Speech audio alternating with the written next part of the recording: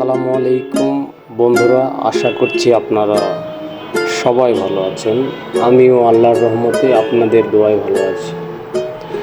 আমি যেখানে দাঁড়িয়ে ভিডিও করছি সে এলাকা হচ্ছে নওগাঁ জেলার সাপাহার উপজেলা অহেন্দা মাস্টারপাড়া গ্রামের নাম। দেখুন, এই এলাকাতেই কমলার চাষ হচ্ছে, পাশাপাশি মালতা। আসলে ভাবা যায় যে নওগাঁ জেলার প্রত্যন্ত একটা অঞ্চলে, বিশেষ করে এখানে সবসময় পানির অভাব থাকে, প্রচণ্ড পানির অভাব। এলাকার যে আশেপাশে যে জমিগুলো আছে, জমিগুলো উঁচু নিচে, সমতল না। ভাবা যায় যে নওগাঁ জেলার প্রত্যন্ত একটা অঞ্চলে এইভাবে কমলা এবং মালতার চাষ হচ্ছে।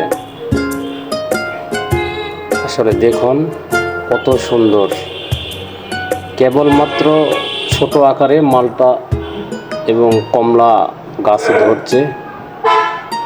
আসলে অনেক ভালো লাগতেছে, অনেক আনন্দিত। পাশে আমার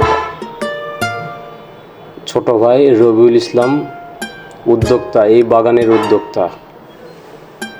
আসলে যে নিজে পরিশ্রম করে, সাহস করে উনি যে উদ্যোক্তা হয়েছে, আসলে এটা তাকে সাধুবাদ দেওয়া উচিত। বিশেষ করে এই এলাকাতে প্রচণ্ড পরিমাণ পানির অভাব থাকে, তার মাঝেও সে নিজের মনোবল ঠিক রেখে সে কমলা এবং মালতার বাগান তৈরি করার উদ্যোগ নিয়েছে।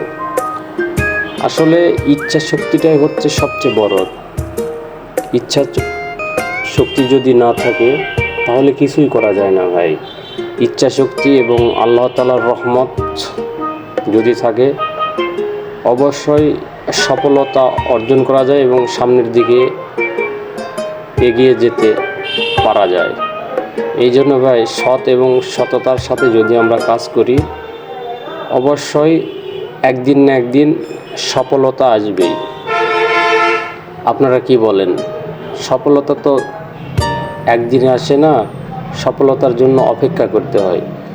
শুধু পরিশ্রম আর মেধা দিয়ে কাজ করতে হয়, সামনের দিকে আস্তে আস্তে এগিয়ে যেতে হবে। আপনি যদি মনে করেন যে একবারে আমি সফলতা অর্জন করব, আসলে পারবেন না। সফলতা অন্য একটা জিনিস। সফলতা পরিশ্রম করবেন, অবশ্যই সফলতা, এবং ধৈর্যের সাথে এবং সততার সাথে, তাহলেই দেখবেন যে আপনার পরিশ্রম বৃথা